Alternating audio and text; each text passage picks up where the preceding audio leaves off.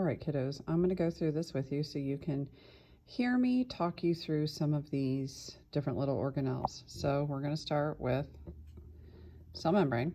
Okay, remember the cell membrane I said is like the fence or your skin. It is the outer layer of an animal cell. A plant cell also has it, but a plant cell has an extra layer. Okay, and the job of a cell membrane is that it helps control what moves in and out of it. Okay, cytoplasm. Cytoplasm is the liquid inside of the cell. I told you to kind of think of the clown from It, because all of the organelles float inside of this liquid, and the cytoplasm is in both. Ribosomes. Remember ribs?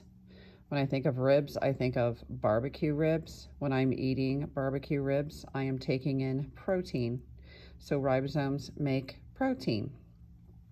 And ribosomes are in both. Okay, nucleus. Nucleus is the brain of the cell. What is the job of the brain? The brain controls everything about a person or an animal. So the nucleus controls the cell. Also, your genetic information is found here, your DNA. And both animal and plant cells have a nucleus. Okay, endoplasmic reticulum, ER. When I need to go to the ER, I need to get there quickly. And so I need to be transported by an ambulance. The job of the endoplasmic reticulum is to transport materials. Okay, and ERs are in both plant and animal.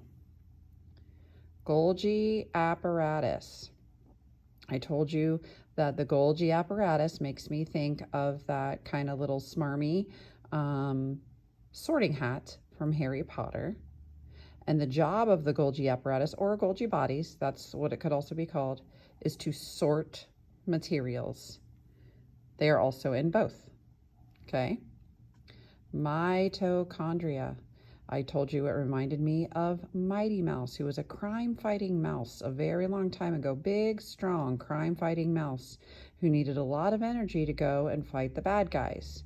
So the job of the mitochondria is to make energy, and it is in both. Plant and animal cells have mitochondria, so they both are getting energy, usually from food. Okay, now we get to just one or the other.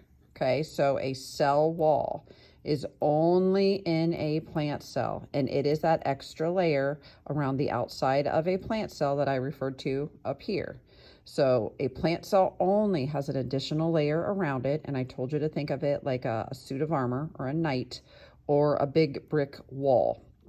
And it helps to make plants rigid or gives them structure and helps them to stand. Okay, plant only. Chloroplast is also only in a plant cell. And I told you to think of a solar panel. What does a solar panel do? A solar panel takes energy from the sun and turns it into usable energy.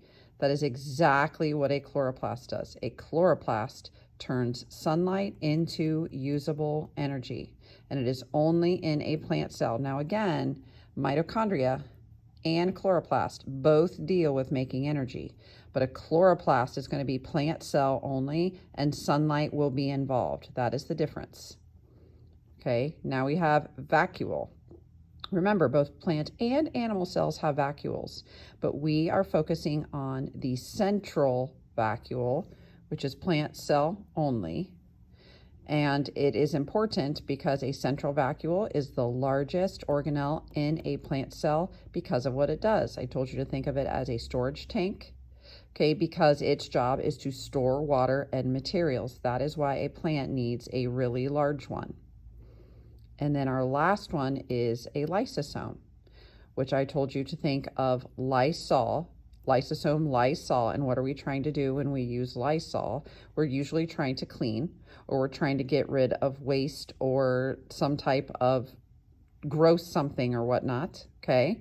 So, and a lysosome is only in an animal cell. Only in an animal cell. It's the only one that is in animal cell only, okay? So hopefully you listening to me, going through each one of these, helps it to stick in your brain a little bit more.